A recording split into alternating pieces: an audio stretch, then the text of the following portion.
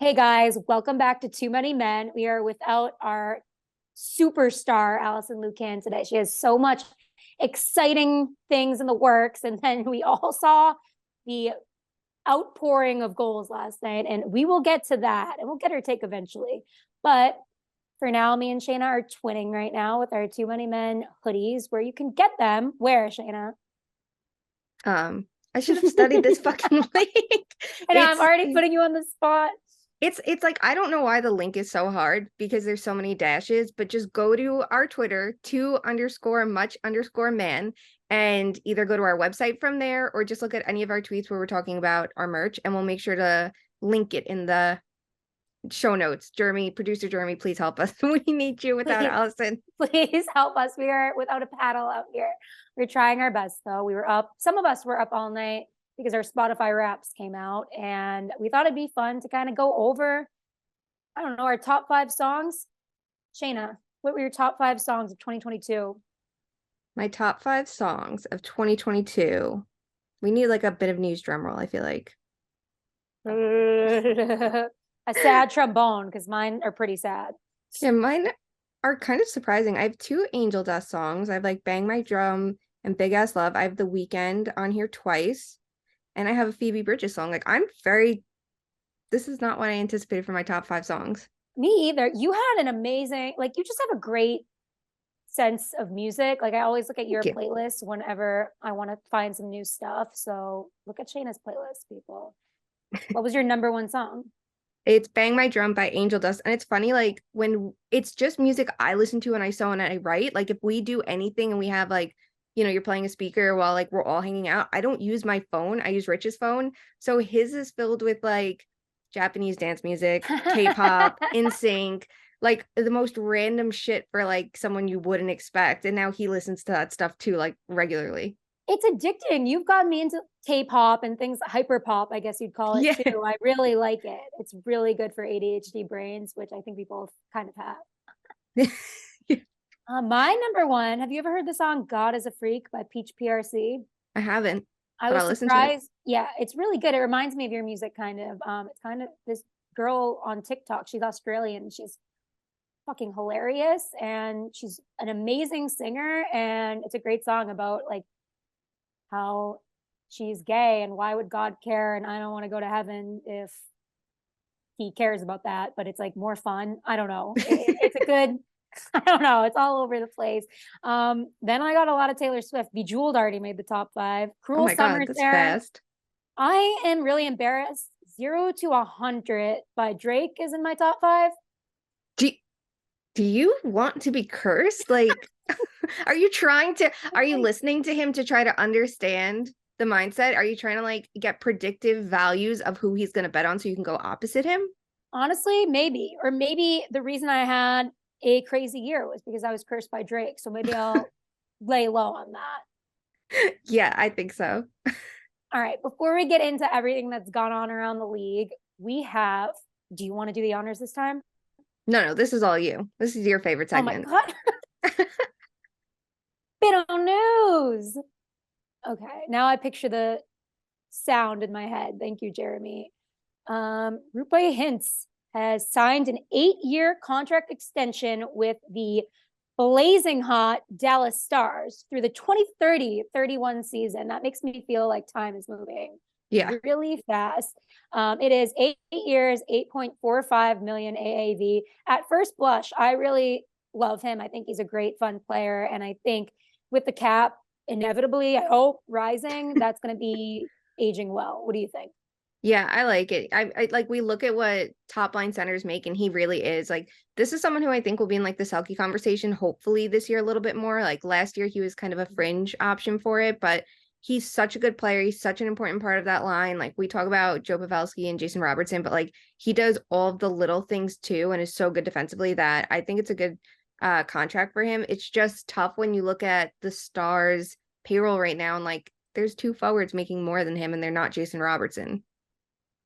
Who are they? Jamie Benn and Tyler Sagan, and great, Jamie Benn's playing like the best hockey that he has in years this month, but like that's a lot of money that they're over $9 million. When do their contracts end? Do we know? Sagan and Ben, is it the same year? No. Sagan has 2 more years Okay. than Ben does, but Ben still has another 3 years. Like a few years ago when they signed all these contracts, I remember looking at Dallas and being like, that's an aging core. That is an Hmm. aging core that they just went, we're gonna lock them up through like the worst years of their careers. And sometimes you don't have a choice. But at least like with Hintz and Robertson, it feels like, and Heiskanen, they're getting it right. But Yeah. those are I even if Ben has some resurgence this year, I don't think he's gonna be that good the rest of the contract. Yeah, I see both sides of this. I do think it's worth it sometimes to know you're gonna have to eat the last 2 years of someone's contract if they're gonna. I mean, nobody knew Ben was gonna go off like that this season, but I do think it's worth it if they make it to, I don't know, at least the conference finals. I'm gonna say I feel like if they can get back and establish themselves while the young and the older players are still there, it kind of feels like it's worth it, but only time will tell.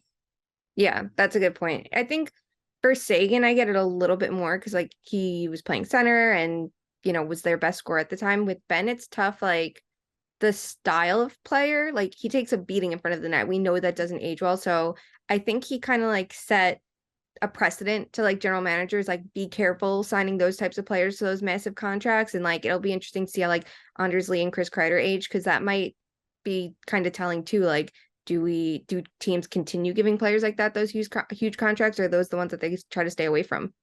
Yeah, it's a tale as old as time. I think they're going to keep doing it, especially with the cap rising and agents advocating for that. I do think it reminds me of Jordan Staal too. The net front presence, he's a moose, and he was a top center, and he was really good at scoring when he was a kid. But what he's done is he's established other parts of his game as he's aged that have made more sense. So I do feel like, I don't know, I'd love to see a story from you, or I know Namita has done some work on this. I don't know if it's public, but just about like how to keep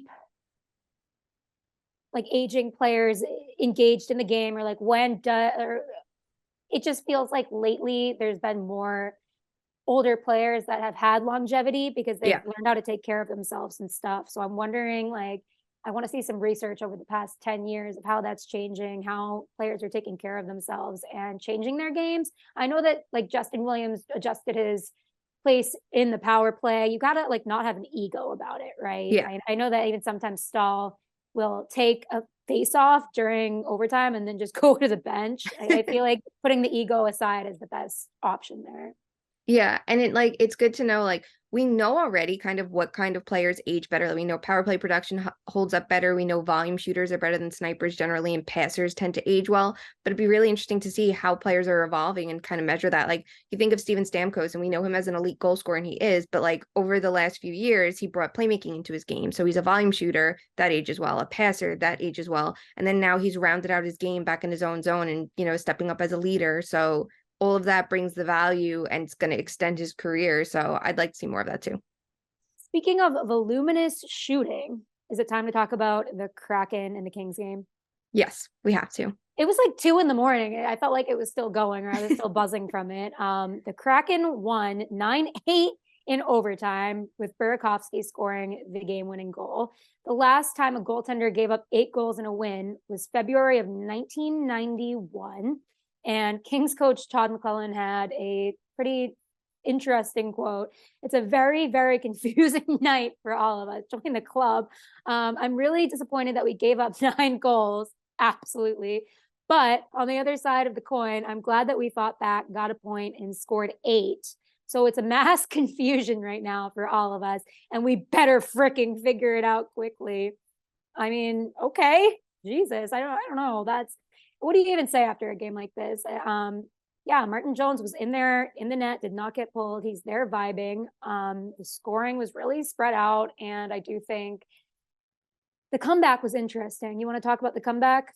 Yeah, it was really interesting too. Like it was so back and forth, and then the Kraken, it felt like, all right, they have a lead, 8-6. Like I don't think any lead in this game was safe. And it's interesting too, like the Kings switched out their goalies, and the Kraken were like, no, we're gonna vibe with Martin Jones. And then when they conceded those 2 goals in the third period, it was like, did you just fuck up? Like you have Grubauer there. This isn't the second half of a back-to-back. And I mean, Jones the last 2 games before that, like kind of slipped too after playing really well. So I was a little surprised they didn't switch him out. And then when the Kings did come back to force overtime, I wonder how much the coaches were looking at it like, did we screw up here? Should we have switched out goalie sooner? Like, in a game like this, it's so fucking unpredictable. Like, what do you do?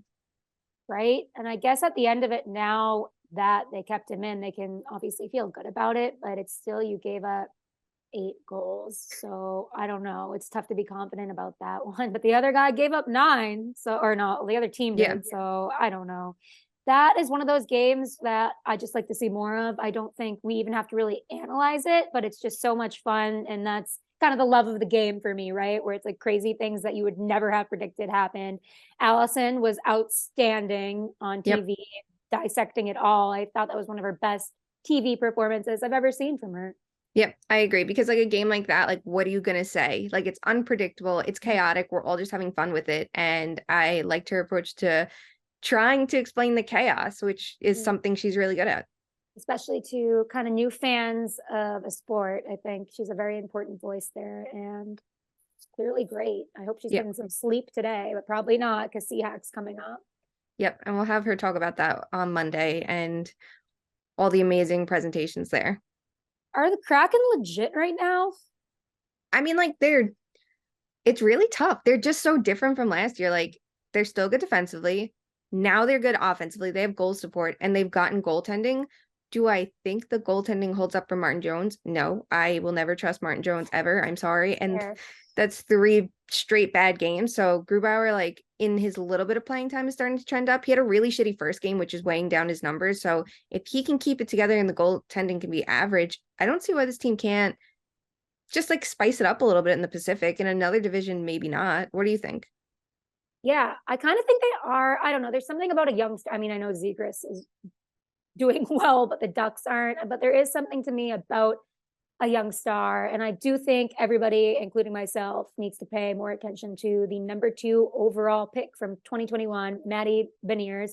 I used to call him Matty Benet. Like, I had this French accent until I realized that he grew up down the street from me in Boston. So I don't think he's French. Sorry, Matty. I will not nationalize you again, but he is heating up. He has 9 goals and 20 points in 22 career games. And even the best rookies, I mean, aside from like Austin Matthews and Connor McDavid, take a while to heat up. They have that like, will they, won't they? And I mean, I guess Matty is really heating up right now, but I think he's been pretty consistent. And I think it is pacing the Kraken and kind of giving them something to play for. Yeah. And I think it's fine that you thought he was French. As Justin Herbert, me and Rich called Justin Air Bear because we were watching tennis and we were calling this tennis player Herbert because we didn't know his name was actually Air Bear because he's French. So then like that night we were watching the Chargers and now we call him Air Bear and like we'll be talking to people and they're like, who are you talking about? Like every time. But no, I think his emergence is really fun because we look at the Kraken last year and they had like a lot of injuries, like Tanev was hurt and I think Schwartz missed time with injury too. So like it obviously hurt their offense. And then Matty Beniers came in so late, but now they have this like rising star in him. They have a healthier forward group. They have reinforcements from guys like Burakovsky and Bjorkstrand who are good additions. So it's like they're really creating offense together. And then like Beniers has the support. So if he has an off night, it's not as like glaring because there's so many different contributors there. And I hope that we get to see that from Shane Wright in the future too. Like it'll be nice. But I think the important thing to remember with the two of them is that like even if they're both top prospects and they're both, drafted in the same like range as each other, same positions, like how different a player's path can be. And, like everyone, there's no like cookie cutter path that you have to take if you're like a top 5 pick and you happen to be a center. So I think in the long run, this is going to be really good for them. Exactly. I think it's good asset management. I mean, it's easy to say, but I do think they aren't applying the same philosophy to each of their picks. So I think that's good for them. Yep. And other news, I mean, I guess similar news, teams are blowing 2+ goal leads more this season. Can we talk about that for a second? Yeah. So as of Tuesday, before Tuesday night's games, there were 299 instances of teams being up by at least 2 goals in a game, and 15.7% of the time teams have blown that lead and lost the game. It's actually changed the result. And like normally the most we've seen in the last 10 years is, 13.5% of the time. So maybe this will normalize as the year continues on. But it's interesting to see like with the rise of goal scoring, how this is happening and which teams are doing it. It's, the Bruins and the Devils are the most efficient. Teams like the Blackhawks, they have 4 comeback wins. They also have been trailing by 2 goals at least 14 times. So it's a little bit different. And then when you look at who's blowing it, the funniest part is the Canucks have been ahead by 2 goals 14 times, and 7 times they've blown it. And a lot of that came from like their early season struggles, but it happened last week against Vegas. Meanwhile, teams like the Bruins, the Devils, the Stars, Islanders, Jets, Senators, and Canadians, anytime they've led by 2 or more goals, haven't blown the lead to lose the game. They might have blown the lead, but they didn't lose the game ultimately. What do you make of this? Because I saw somebody say the other day that they think it's because goaltending isn't what it used to be. I'm like, I don't know if I agree with that. I think it might be a little column A, column B. What do you think? I think it's more about the goal scorers than the goaltending. I think it's just teams are more creative. And when, like, we see it when teams are down in games, maybe that's when they're going to give, like, more creative players a little bit more leash to just do anything. And it gets a little bit more chaotic. And I think the other thing, too, is teams tend to get into a defensive shell when they're in the lead. And I think there's something to risk management, but I also think there's something to avoiding being too one-dimensional. If you're only playing defense, like, that's all you're doing. If you're playing offense, you're now forcing your opponent to play defense, and then they can't create offense. So I do think there's something to seeing like what's the best and the most sustainable way to defend a lead in a game. And maybe we need to be a little bit more creative with and a little bit more aggressive, because we're seeing the Rangers are a perfect example of it against the Oilers. They were good for 2 periods, and then the 3rd period, they're up 3-0, and they were on their heels thinking we're just going to go into a shell and not create offense, and it burned them. Do you think this is something that as the season goes on, though, people are going to adapt to more, or no stopping the young, fast kids? That's a good question. It really depends on how much coaches are willing to like adjust their tactics and adapt on the fly to this. Like if they're willing to, then I think that we'll see this kind of slow down. I could see a team like Boston and even New Jersey like keeping it up. It seems like they're trying to do whatever they can, but like, will a team like Vancouver change their strategies and their risk management in games that they're leading? Like, I don't know if they can. I don't know if they're good enough to do it. Yeah, sometimes like we can change. I see this a lot with power play arguments when people are upset that a power play is bad. It's like, no, PKs have gotten so cerebral too. And then there are adjustments you can make, but at a certain point, it's like all these coaches learn the same things. And it's what is the caliber of the personnel? Yeah. Like what coach is willing to change anything? They might figure it's just a bad start or it's after a back-to-back. And I think there's more to dive into. Like how many times is it happening that it's the second half of a back-to-back, or how many times is it happening that it's off a bad change and you can just see that players look tired? Like there's definitely more to dig into here, but I just am really wondering how much we see this in the early goings of the season normally versus season wide, because in the spring things might tighten up when we don't see this happen as much. So it's something just to keep an eye on. Yeah, I love when the patterns kind of arise after American Thanksgiving. You can kind of see what is going on in the league this year. A lot of streaks too. So we'll talk about those. But first, a new style rankings debuted today. And there were a few honorable mentions. I don't know if you guys saw Evgeny Malkin's son, Nikita, at his 1,000th game celebration, but he got a suit custom made from Gentleman's Playbook. I don't know if you guys know Gentleman's Playbook. They're must follow on Instagram. They do a lot of NBA, MLB, and NHL's custom suits. The guy his name's Tom. He has a really interesting story. I think he did something on Wall Street, and then he just decided like to teach himself how to be a tailor, and he did it. And now he just makes these sick custom suits for guys and for Nikita Malkin. It's adorable. So cute. And then I went back and forth. I'm like, should I let JT Brown be a part of the actual rankings, or should I stick to my guns? I'm like, I have to stick to my guns on this one. As much as he's taking everybody to school with all of his looks, I just put him as an honorable mention because I don't want to mess with the algorithm when we do it at the end of the year and say like who had the top 10 or whatever it is for the whole year. But you guys have to check out his Hockey Fight Cancer suit. There's so many details. Adidas shoes. I love, lately I'm just digging two-tone purple and two-tone any color. I don't know. Shayna, you are yeah, I love the Adidas brighter purple shoes. I'm loving like the two-tone color look lately. Have you been seeing that in the league lately?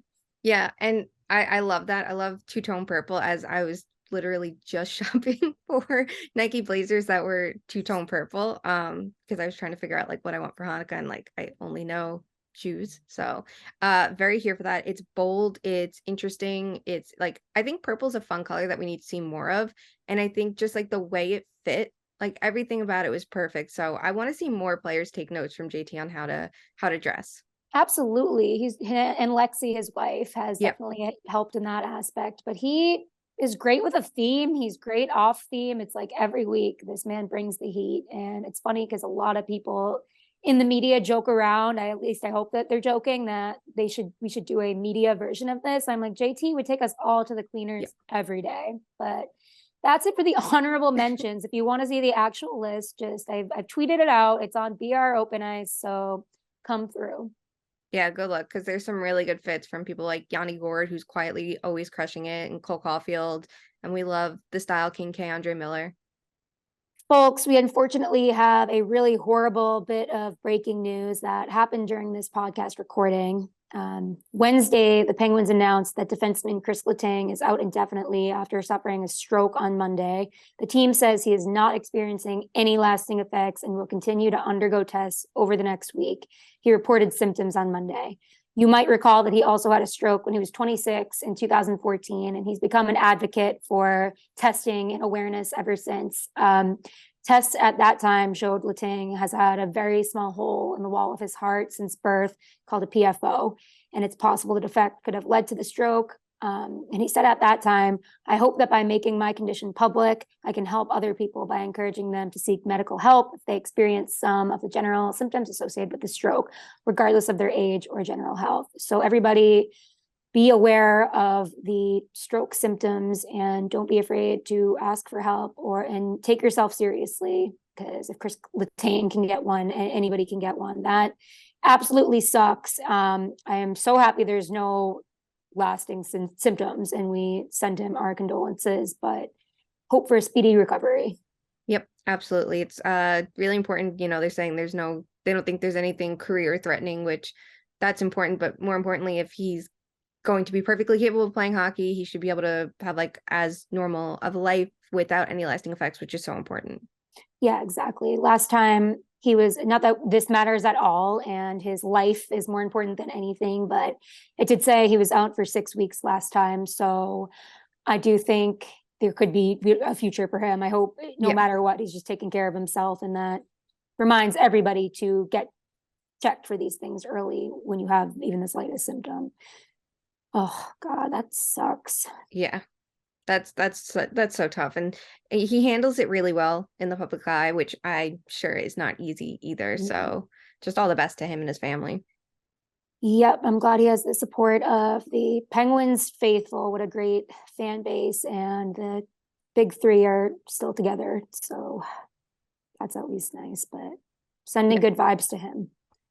Yeah, agreed. Now for things not so nice, we haven't had to do this recently as often because like it feels like people are trying not to piss us off this season. They know if they fuck up, they're gonna land here, but we have a new addition. Yeah, this was just file this under weird and unnecessary comments that were really rude. Boston Bruins play-by-play announcer Jack Edwards, who I don't know. I'm not the first one to shit on Jack Edwards. Like I do think I get why fans of opposing teams and fans of the Bruins he's not for everybody, but he's done some really like unacceptable things, and this is one of them. On Tuesday night's Boston Bruins Lightning game, he made fun of Pat Maroon. He said, listed at 238 pounds, that was day one of training camp, and I've got a feeling he's had a few more pizzas before then and now. And he also said inadvertent fasting for Pat Maroon is like going 4 hours without a meal. But hey, 3 cups in a row, who can argue with his formula? I don't think that's funny or fun? What are your immediate thoughts on that?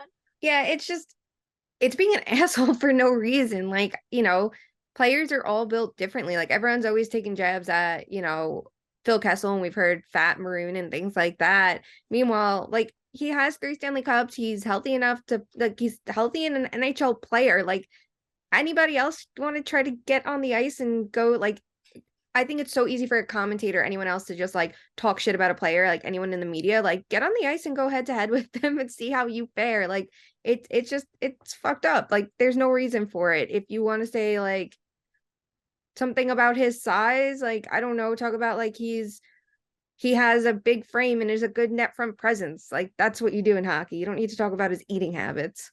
I just also feel like the Bruins were winning. They've had an amazing season. It's not the playoffs or anything. There's not really need for commentary like this. I don't know. There's never a need for it. I know he calls himself whatever he calls himself, right? Like, and he's one to joke around, but I think we should change the way we talk about weight and making fun of arguably overweight people. I don't know. I just don't think that's nice for the folks at home listening to that at all.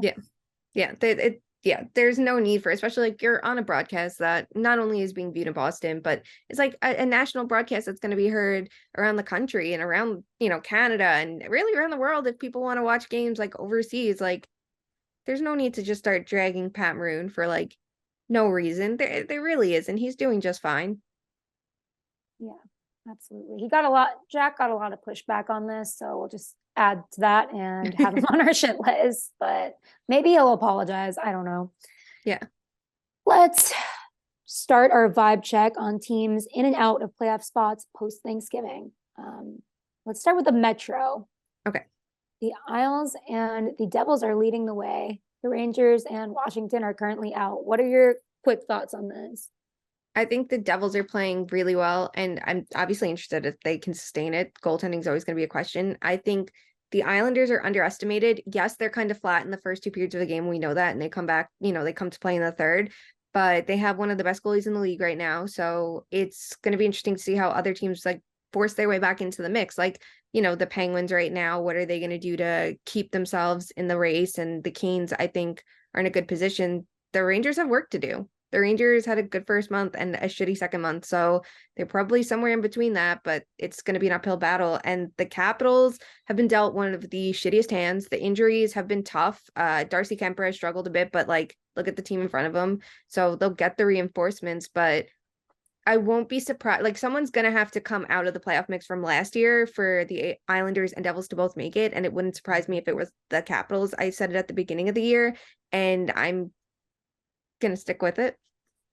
Yeah, as much as the injuries have been brutal and to key players and like so many injuries, and now they're looking better that Oshie's back and they are turning it around. I don't know if it's going to be too late just because it is kind of an aging core and they have a lot of slack to pick up on. They are trending in the right direction, but I don't know. The Isles are terrifying me. I think they're going to easily make it into the playoffs. I think obviously the goalies, and then you've got offense that I feel like has come out of nowhere. And it's just interesting, right? Because Lou did absolutely nothing over the off season. And it's kind of a reminder that like sometimes doing a big splash just to do a big splash is not the smartest thing, right? Yeah, like I think a big thing for them was seeing like the impact of a coaching change, and we can see like they're not as tight defensively, but they're making up for it with their offense. And last year's so tough to measure by because there were injuries, there was COVID outbreaks, like there were so many things working against the Islanders, and at the end of the year they finally like found their footing. So seeing players pick up where they left off isn't surprising. And if they can give Wallstrom some more ice time, he's definitely earning it. That's going to be a step in the right direction. And then I think to like legitimately contend this year, they could add a middle six winger at the deadline, and there's definitely going to be players available. So if they can keep this up till then and then just sprinkle something in without necessarily breaking anything up, like take advantage of the window they have, which really is these next couple of years, and then fuck the rest. They've already moved so many assets, so I say just like go pedal to the metal for it. Absolutely, I'm with you on that one. All right, let's pick one team to talk about from the Atlantic. You go. Okay, we've talked about the Maple Leafs enough. Let's talk about the Panthers. They're 3-4-3 in their last 10. Their expected goals against is pretty rough right now. And I know like they were dealing with injuries like right now, Barkov's day to day, and they were without Ekblad.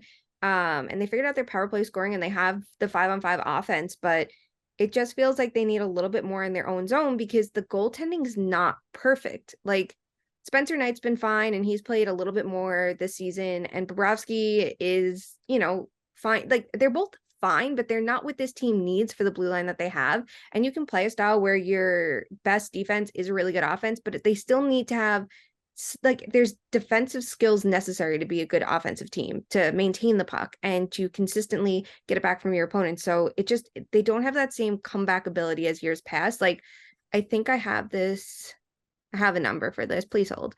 The Panthers have trailed by at least 2 goals 8 times this season, and 0 times have they managed to come fully back enough to win games. We saw it this month 3 different times. I think it was against Columbus, Calgary, and I'm missing one team, but it was 3 straight games where they tried to come back and they still fell short. So I think that's pretty important.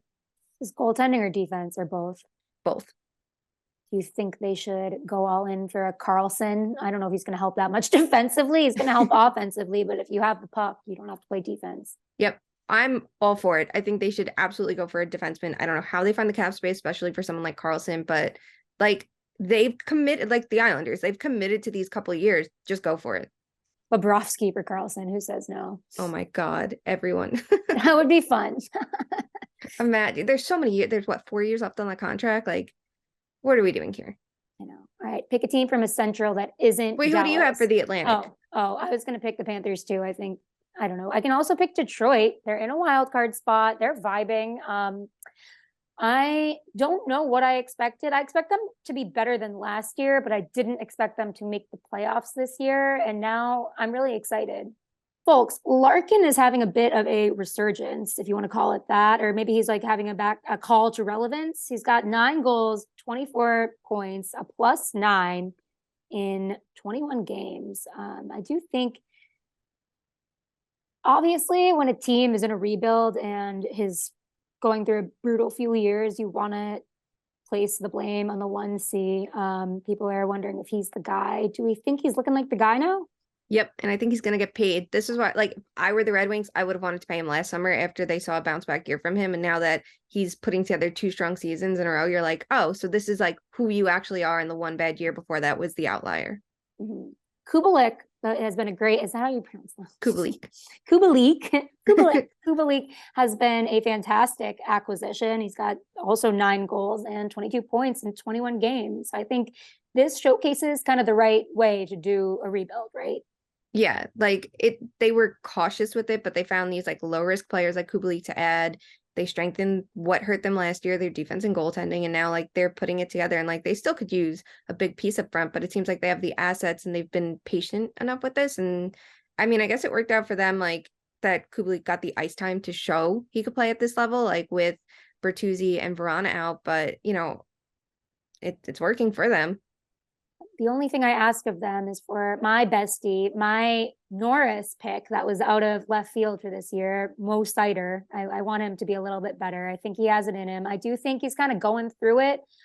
He's been picking it up recently, but he is a -10, which is a kind of product of being on a young team and leading defenseman in ice time. I'm not sure if he actually does. I'm going to bet that he does. So yep, and plays top competition. Yeah, he plays top competition, and I think it's important that they don't shelter him and they're letting him. Is this an appropriate raw dog the NHL right now? I think he's going to figure it out. So I'm with you. I still believe Mo. Yep.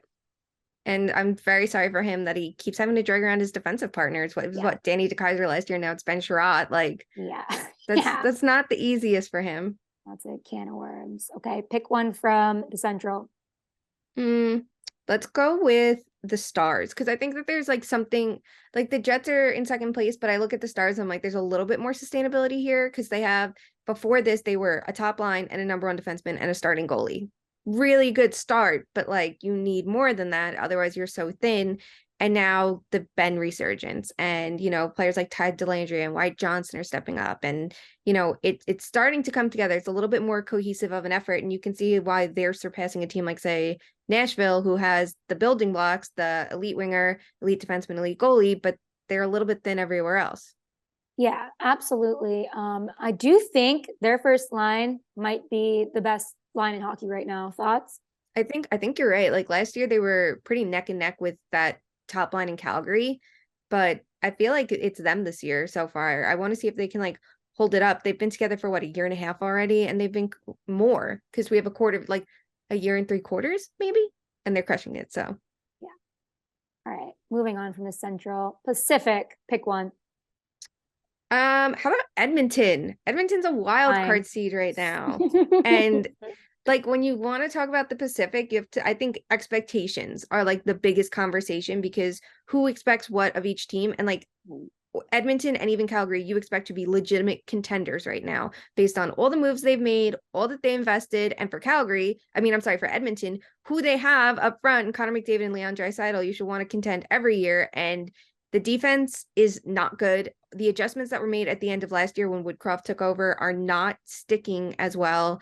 And the goaltending, what are we, how is it this chaotic always? So good fucking luck, America's team. You have a long road ahead. I know. I think the Kane injury obviously hurt them, but it is a matter of goaltending. And it's just like this tale as old as time with this team. It's just kind of, you can have everybody scoring 700 goals, but we saw last night that some people are still going to lose 9-8. Like this is just kind of the league we're in right now, right? Where high octane offense simply isn't enough. It is necessary, but it's not enough. Like all these teams are so good. I don't know. It's just, it's really frustrating in Edmonton as usual.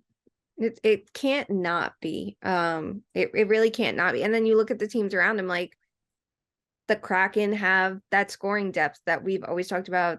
The Oilers aren't getting the contributions from everyone, and Vegas kind of has like all of it put together if they can just keep channeling it the right way. And the Kings have some defensive structure, so it's like there's things that like the Oilers have that their opponents don't have, but it's just that consistency. And like if anyone can figure it out, I'm sure they could. Like them in Calgary, I think we all expect them to figure it out.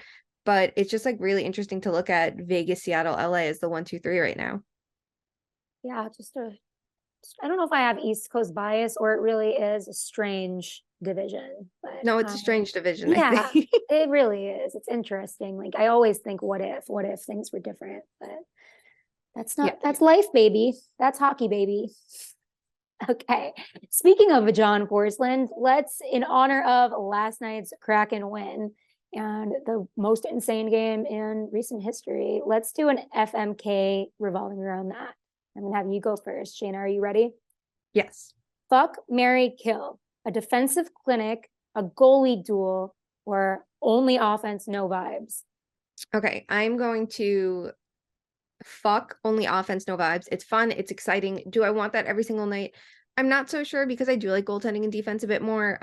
So I think what makes those games so much fun is that we don't get them every day. Like last night's game, we were all jumping around about like, oh my God, this is so exciting. We don't see that every day. And like, if we did, maybe we wouldn't enjoy it as much. I will kill a defensive clinic. I love defense. I love structure. I love all of that. But I think that first of all, I hate how defense is talked about a lot of the times because if you go too traditional, like with it, there's no insight. It just can be a little bit bland. And those games like, aren't always the most exciting. And I will marry a goalie duel with a goalie duel. Like when I think of it, I'm thinking like one goalie's facing 40 shots, one goalie's facing 50 shots. It's like the tension is rising. Like it's a 0-0 game. You're locked in. You want to see one goal. Who's going to get beat? Like I think that can be so exciting because the teams generally, if it's not a game that's this like low event, 18 shots apiece, no one's generating anything. It's both teams are pressuring and you just have this like incredible battle. Like to me, that's one of the best kinds of hockey games. Okay, that's fair. I do see the merit in all these, and I enjoy, like you said, if any of these happened every single game, we get bored of them. The beauty is that they're all capable of happening on any given night. I am going to marry a defensive clinic because I was a defense woman and I get a lot of joy out of the technical, boring little things on defense. And I just remember watching the David Ayers game with the Canes, and it was like it wasn't, no offense to him, but it wasn't him being a good goalie. It was them like blocking shots and clearing the puck and doing everything they absolutely could to make sure the Maple Leafs didn't get shots on him. And it was just like one of the most intense, fascinating things to watch. I will, fuck only offense, because we're going fast, we're going hard, we're going fun. I am a fan of those games for sure. It's like something to talk about. It's something to, feels like anything could happen. And I'm going to kill a goalie duel because the suspense kills me sometimes. And I have anxiety, too much for that, one might say. That's completely and totally fair. Wow, look at us. Anyway, okay, that concludes our episode today. I hope we did okay without Allison. She will be back to discuss a ton of things shortly. So until then, we love you. We are hoping for a safe and speedy recovery from Kris Letang, and we are shaking our heads at Jack Edwards. Love you. Bye.